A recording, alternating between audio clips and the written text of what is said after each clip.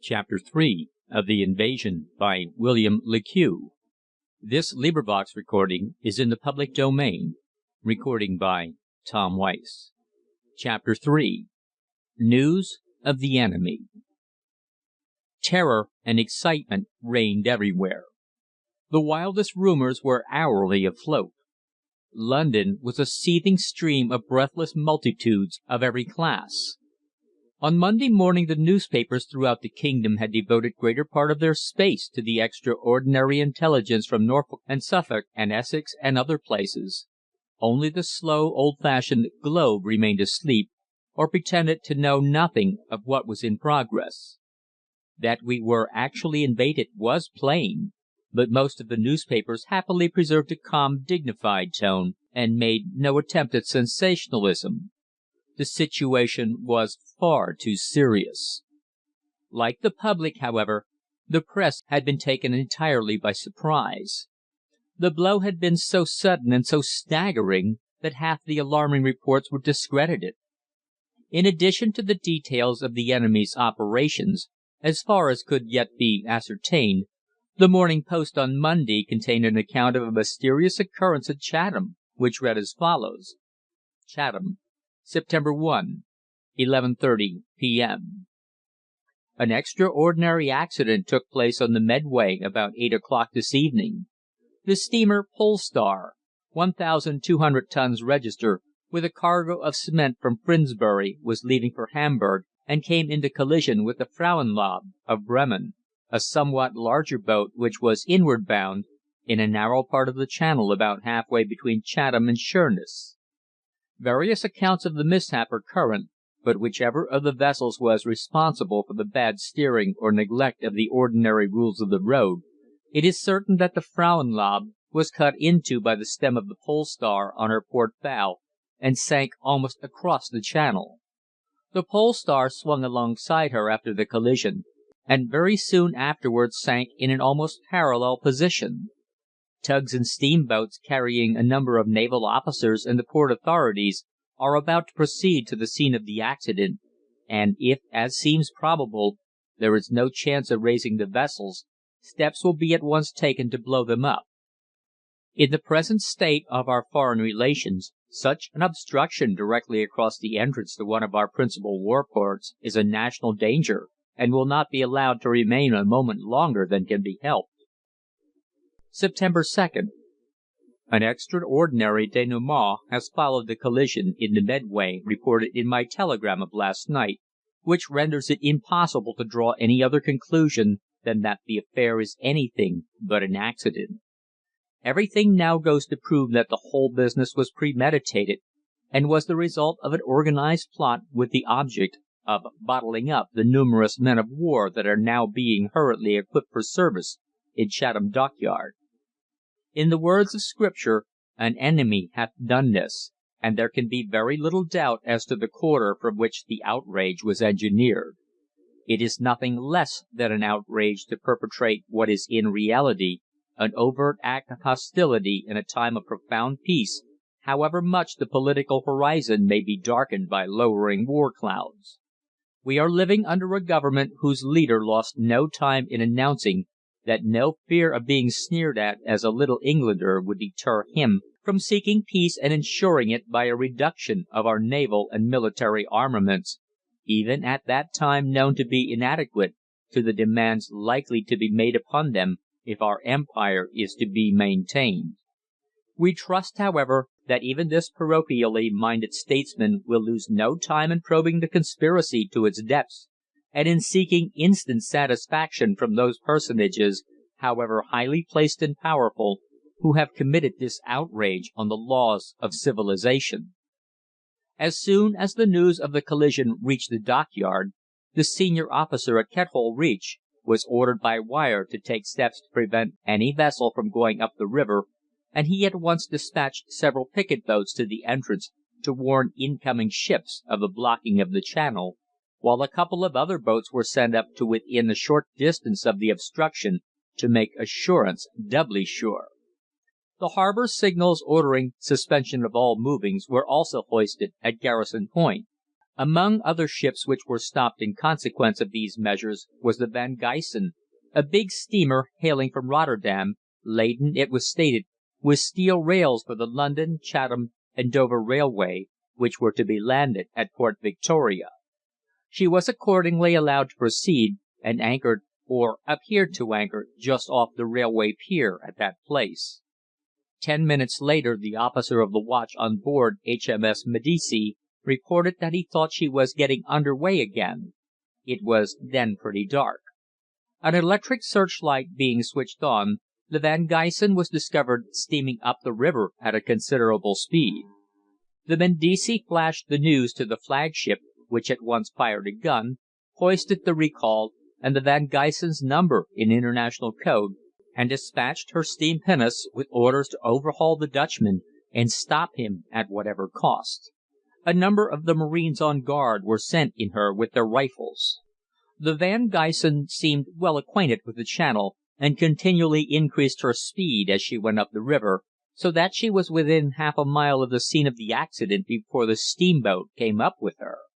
The officer in charge called to the skipper through the megaphone to stop his engines and to throw him a rope, as he wanted to come on board. After pretending for some time not to understand him, the skipper slowed his engines and said, "Ver well, come 'longside gangway."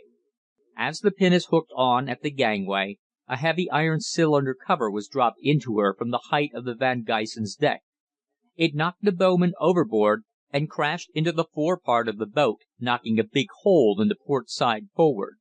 She swung off at an angle and stopped to pick up the man overboard. Her crew succeeded in rescuing him, but she was making water fast, and there was nothing for it but to run her into the bank.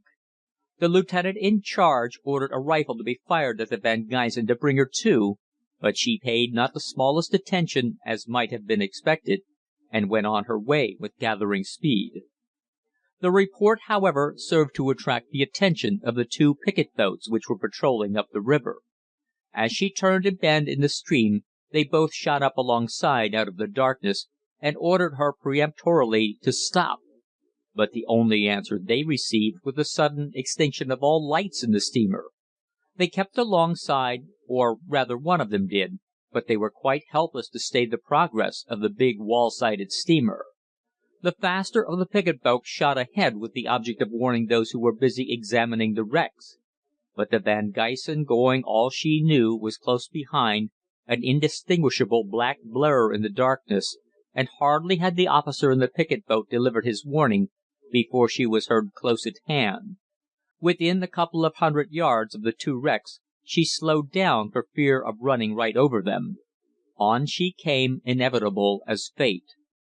There was a crash as she came into collision with the central deck houses of the Frauenlob, and as her bows scraped past the funnel of the Pole Star.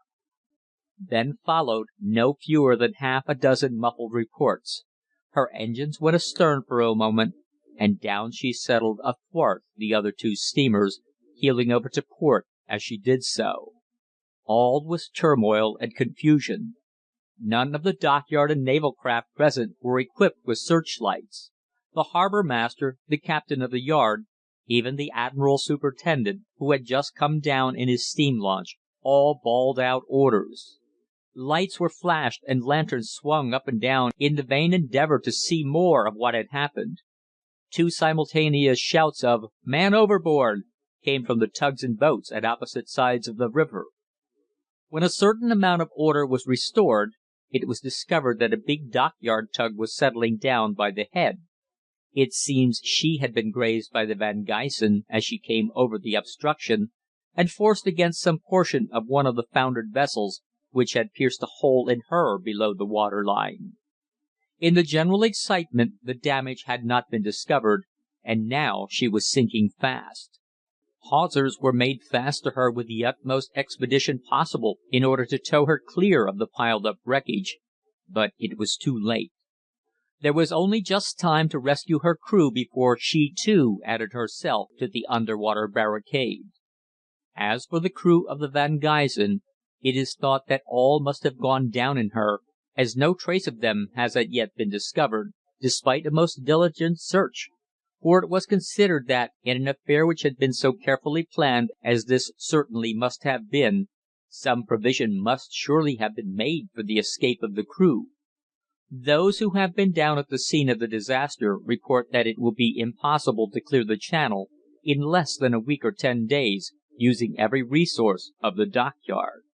A little later I thought I would go down to the dockyard on the off chance of picking up any further information. The Metropolitan policeman at the gate would on no account allow me to pass at that hour, and I was just turning away when, by a great piece of good fortune, I ran up against Commander Shelley. I was on board his ship as correspondent during the manoeuvres of the year before last. "And what are you doing down here?" was his very natural inquiry as we had shaken hands. I told him I had been down in Chatham for a week past as special correspondent, reporting on the half-hearted preparations being made for the possible mobilization, and took the opportunity of asking him if he could give me any further information about the collision between the 3 steamers in the Medway. "Well," said he, "the best thing you can do is to come right along with me. I have just been hawked out of bed to superintend the diving operations, which will begin the moment there is a gleam of daylight." Needless to say, this just suited me, and I hastened to thank him and to accept his kind offer. "All right," he said, "but I shall have to make one small condition." "And that is?" I queried. "Merely to let me censor your telegrams before you send them," he returned. "You see, the Admiralty might not like to have too much said about this business, and I don't want to find myself in the dirt tub." The stipulation was a most reasonable one, and however I disliked the notion of having probably my best paragraphs eliminated, I could not but assent to my friend's proposition. So away we marched down the echoing spaces of the almost deserted dockyard till we arrived at the Thunderbolt pontoon. Here lay a pinnace with steam up, and lighted down the sliding slope of the old ironclad by the lantern of the policeman on duty, we stepped on board and shot out into the centre of the stream. We blew our whistles and the coxswain waved a lantern, whereupon a small tug that had a couple of dockyard lighters attached gave a hoarse toot in response, and followed us down the river. We sped along in the darkness against the strong tide that was making upstream, past Upnor Castle, that quaint old Tudor fortress with its long line of modern powder magazines, and along under the deeper shadows beneath Hoo Woods, till we came abreast of the medley of mud flats and grass-grown islets just beyond them. Here, above the thud of the engines and the splash of the water, a thin, long drawn-out cry wavered through the night. "Someone hailing the boat, sir," reported the lookout forward. We all heard it. "Ease down," ordered Shelley, and hardly moving against the rushing tideway, we listened for its repetition. Again the voice was raised in quavering supplication. "What the dickens does he say?" queried the commander. "It's German," I answered. "I know that language well. I think he's asking for help. May I answer him?"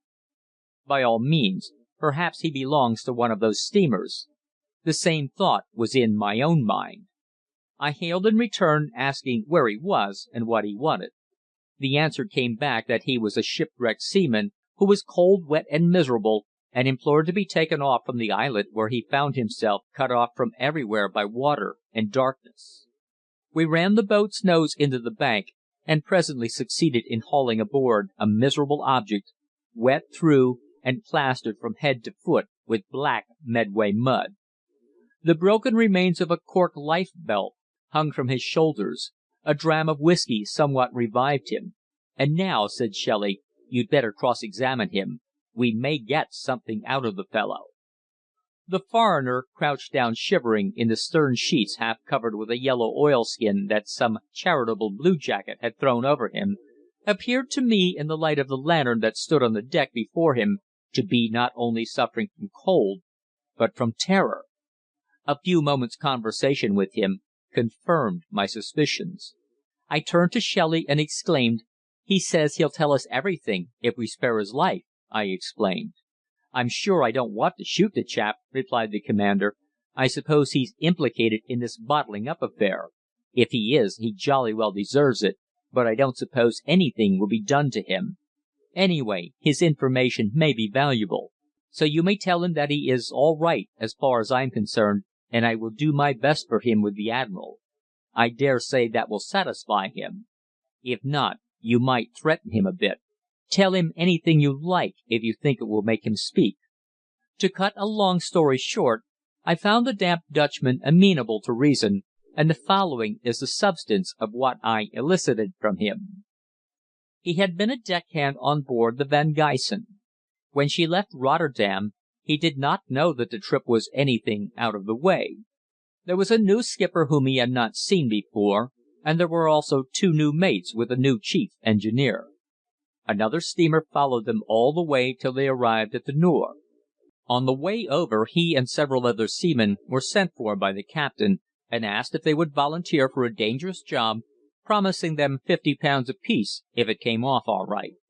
He and 5 others agreed, as did 2 or 3 stokers, and were then ordered to remain aft and not communicate with any others of the crew. Off the Nore all the remainder were transferred to the following steamer, which steamed off to the eastward. After they were gone the selected men were told that the officers all belonged to the Imperial German Navy, and by orders of the Kaiser were about to attempt to block up the Medway.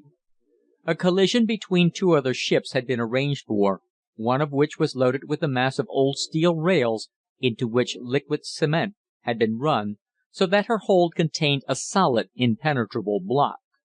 The 'Van Gysen' carried a similar cargo, and was provided with an arrangement for blowing holes in her bottom.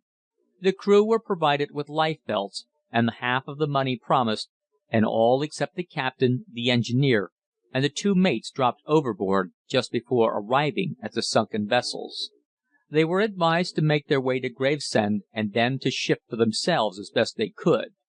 He had found himself on a small island, and could not muster up courage to plunge into the cold water again in the darkness. "By Jove! This means war with Germany, man! War!" was Shelley's comment. At 2 o'clock this afternoon we knew that it did, for the news of the enemy's landing in Norfolk was signalled down from the dockyard. We also knew from the divers that the cargo of the sunken steamers was what the rescued seamen had stated it to be. Our bottle has been fairly well corked. This amazing revelation showed how cleverly contrived was the German plan of hostilities. All our splendid ships at Chatham had, in that brief half hour, been bottled up and rendered utterly useless. Yet the authorities were not blameless in the matter, for in November, 1905, a foreign warship actually came up the Medway in broad daylight, and was not noticed until she began to bang away her salutes, much to the utter consternation of everyone else. This incident, however, was but one of the many illustrations of Germans' craft and cunning. The whole scheme had been years in careful preparation. She intended to invade us, and regarded every stratagem as allowable in her sudden dash upon England, an expedition which promised to result in the most desperate war of modern times.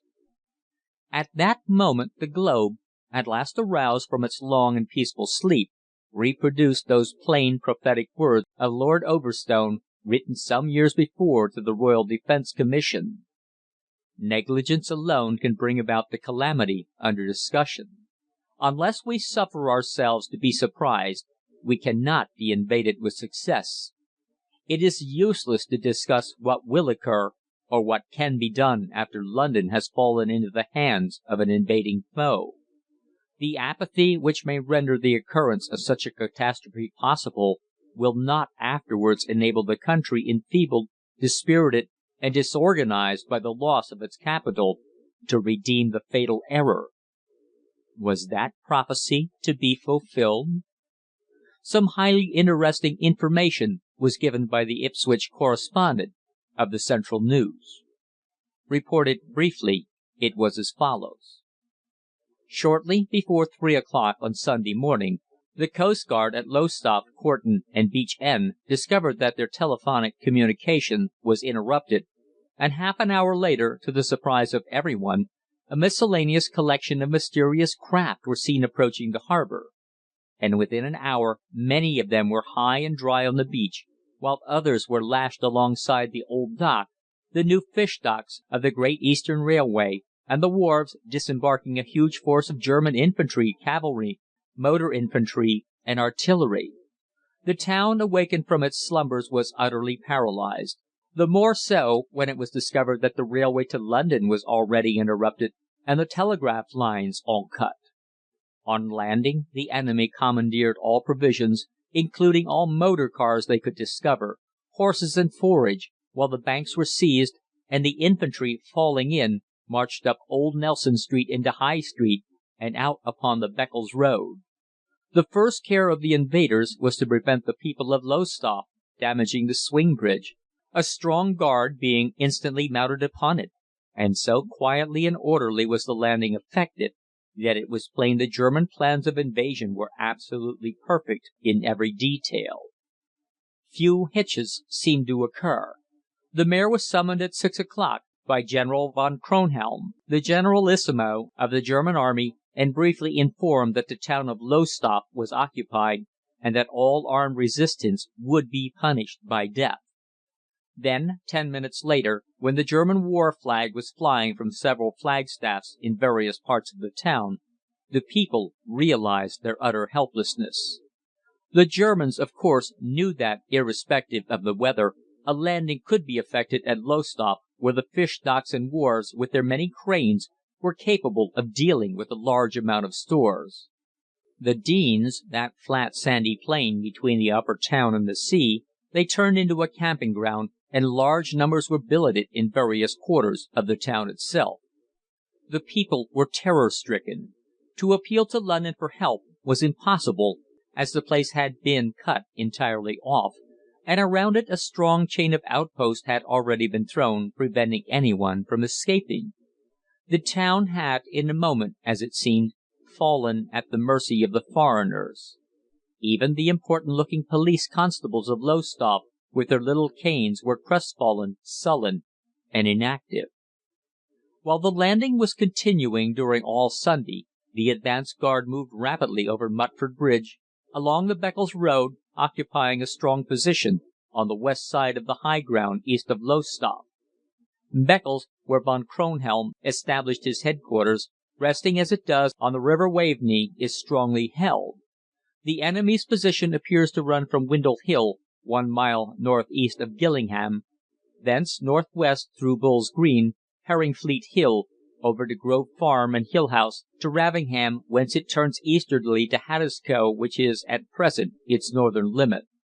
The total front from Beccles Bridge north is about 5 miles, and commands the whole of the flat plain west towards Norwich. It has its south flank resting on the River Waveney, and to the north on the Thorpe Marshes. The chief artillery position is at Toft Monks, the highest point. Upon the high tower of Beccles Church is established a signal station, communication being made constantly with Lowestoft by helio by day and acetylene lamps by night. The enemy's position has been most carefully chosen, for it is naturally strong, and, being well held to protect Lowestoft from any attack from the west, the landing can continue uninterruptedly, for Lowestoft beach and docks are now entirely out of the line of any British fire. Proclamation. Citizens of London. The news of the bombardment of the city of Newcastle, and the landing of the German army at Hull, Weybourne, Yarmouth, and other places along the east coast, is unfortunately confirmed. The enemy's intention is to march upon the city of London, which must be resolutely defended. The British nation and the citizens of London, in face of these great events, must be energetic in order to vanquish the invader. The advance must be challenged foot by foot. The people must fight for king and country. Great Britain is not yet dead, for indeed, the more serious her danger, the stronger will be her unanimous patriotism. God save the King. Harrison, Lord Mayor. Mansion House, London, September 3rd, 1910. March outposts are at Blythburgh, Wenhaston, Holton, Halesworth, Wisset, Rumburg, Homersfield, and Bungay, and then north to Haddiscoe, while cavalry patrols watch by day, the line roughly being from Leiston through Saxmundham, Framlingham, and Tannington to Hoxne. The estimate gleaned from various sources in Lowestoft and Beccles is that up to Monday at midday nearly a whole Army Corps with stores, guns, ammunition, etc., had already landed, while there are also reports of a further landing at Yarmouth and at a spot still farther north, but at present there are no details. The enemy, he concluded, are at present in a position of absolute security. Chapter 3. Recording by Tom Weist, Tom'sAudiobooks.com